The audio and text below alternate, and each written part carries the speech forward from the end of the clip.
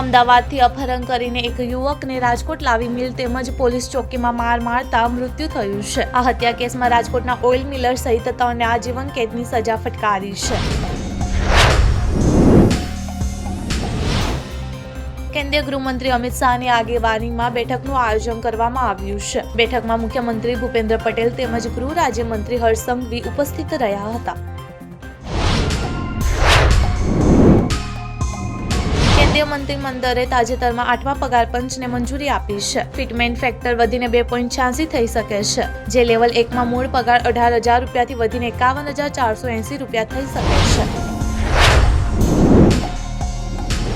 ભારતીય શેરબજારની આજે શુક્રવાર 31 જાન્યુઆરીએ શરૂઆત ગ્રીન ઝોનમાં થઈ હતી. સતત ચોથા દિવસે સેન્સેક્સ 129 પોઈન્ટ વધીને 76,888.89 પર ખુલ્યો છે.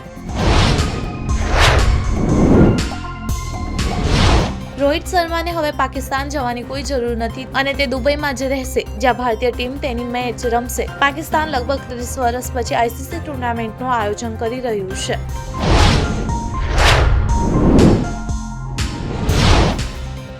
મહાકુંભમાં જતા યાત્રાળુઓ માટે રાહતના સમાચાર છે. ઘણી એરલાઇન્સે ટિકિટના ભાડા ઘટાડ્યા છે. ઇન્ડિગોએ ટિકિટના ભાવમાં 30 થી 50% ઘટાડો કર્યો છે.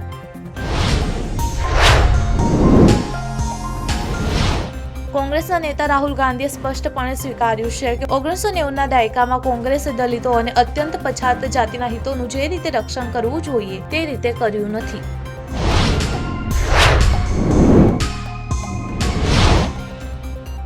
જમ્મુ કાશ્મીરના પૂંચમાં સુરક્ષા દળો અને આતંકવાદીઓ વચ્ચે અથડામણ થઈ છે. અથડામણમાં સુરક્ષા દળોએ 3 આતંકવાદીઓને ઠાર કર્યા છે.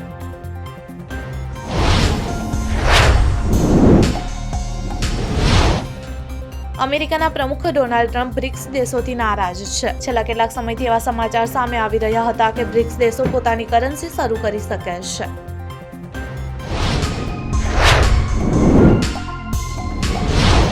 દેશનું સામાન્ય બજેટ આવતીકાલે 1 ફેબ્રુઆરીએ રજૂ થવા જઈ રહ્યું છે. નાણામંત્રી નિર્મલા સીતારમણ તેને રજૂ કરશે. બજેટ સાથે ઘણા મહત્વપૂર્ણ ફેરફારો પણ થવાના છે.